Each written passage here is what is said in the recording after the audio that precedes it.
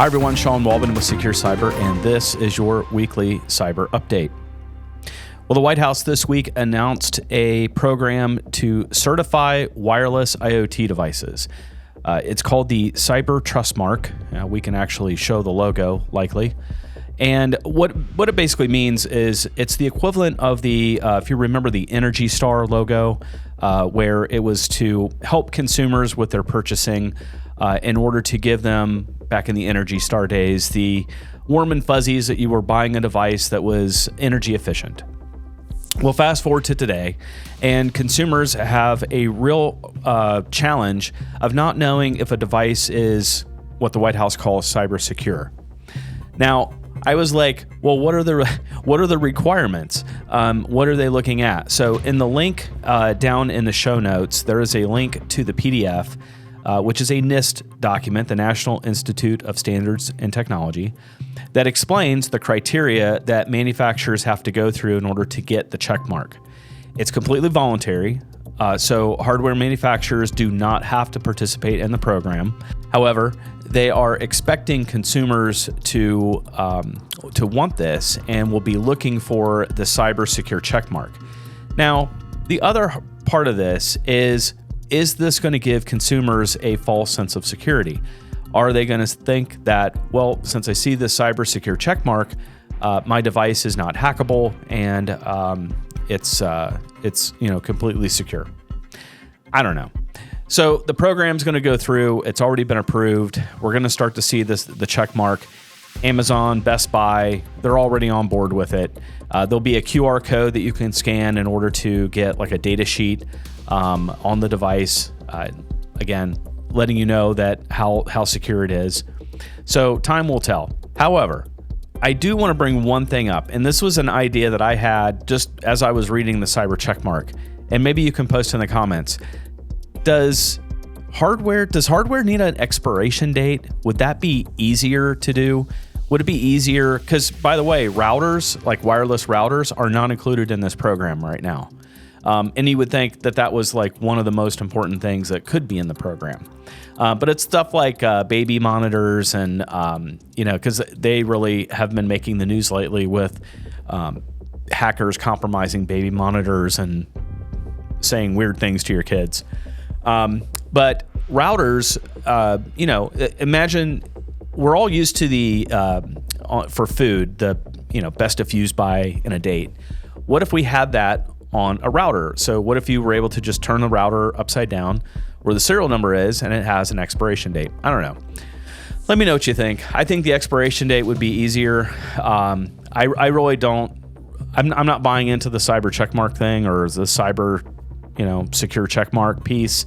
I think that's just going to confuse things even more. I think if you just slapped an expiration date on that and pushed manufacturers to do things secure by design, like out of the box, and maybe that's what they're pushing for. Maybe the idea is that you open the box and with that check mark, you're learning that it's secure right out of the box. I don't know, but it was a story. Next up, more Chinese activity. Well, the Chinese are saying they have nothing to do with this, so I'm sure that's true.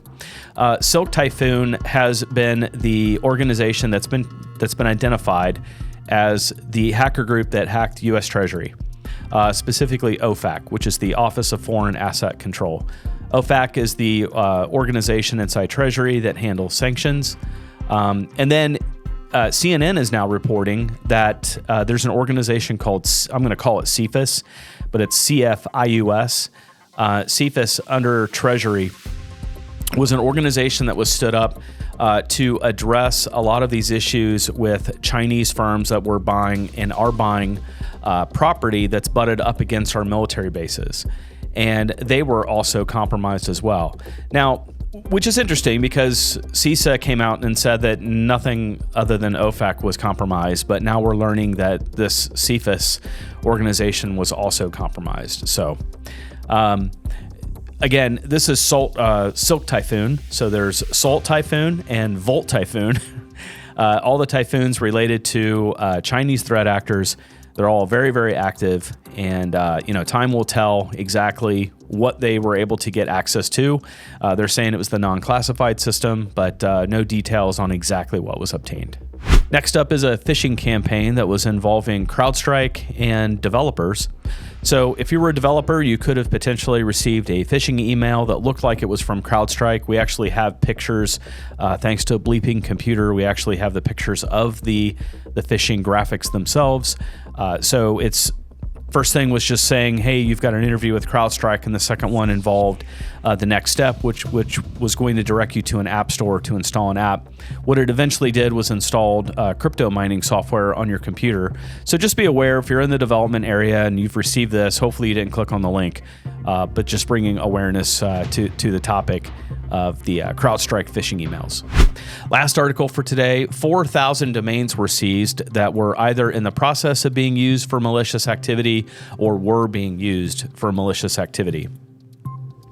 Over 4,000 abandoned but still active web backdoors were hijacked and their communication infrastructure sinkholed after researchers registered expired domains used for commanding them. Some of the live malware and web shells were deployed on web servers of very high-profile targets, including government and university systems, ready to execute commands from anyone who took control of the communication domains. Together with the Shadow Server Foundation, researchers at offensive security outfit Watchtower Labs prevented these domains and the corresponding victims from falling into the hands of malicious actors. So a good news story about some proactive activity out there in order to seize a bunch of malicious domains that were currently going to be used for nefarious activity. That's all we have for this week. If you're in the Dayton area, next week is our Go Cyber Collective meeting. So if you're in the Dayton, Ohio region and you can make it to 1 Tyler Way on Wednesday morning at 7:30, we'll have the FBI Cyber Division will be doing a presentation, and we invite you to attend that meeting. I'm Sean Waldman for Secure Cyber, and hey, let's be careful out there.